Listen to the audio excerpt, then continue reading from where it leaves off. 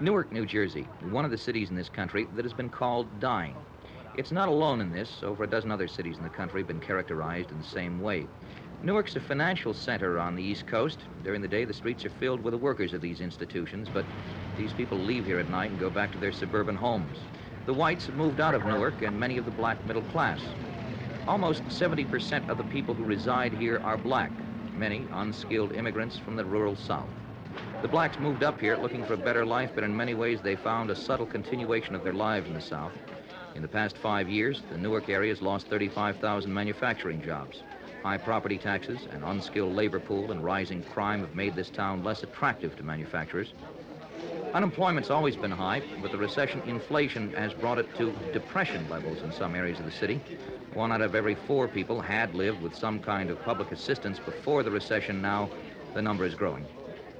The city government had been talking about getting federal and state help to revitalize the city, but the amount of money coming in here is being used just to maintain the city, to keep it alive. Federal funds are getting harder to come by, and the state is having its own problems. With the economic crunch, what's the future look like for cities like Newark? If we move into a 2 or 3 year recession, it's already happening. There'll be fewer dollars coming from both federal and state government, and city governments.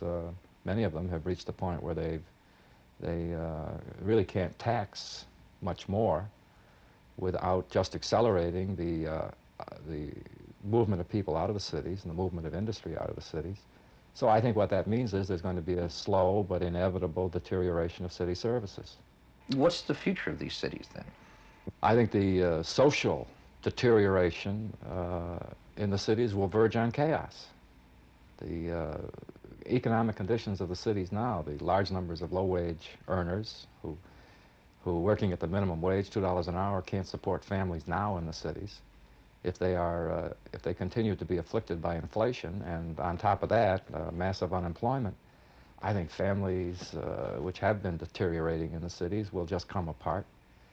And with that phenomena, that plus the lack of work, I think crime will rise drastically, much worse than it is now, so that the cities will begin to become jungles. I don't see how it can be otherwise. Newark still has a chance, as do the dozen or so other declining American cities, but with the economy in its present shape, some are saying these cities don't have much of a chance. David Klein reporting.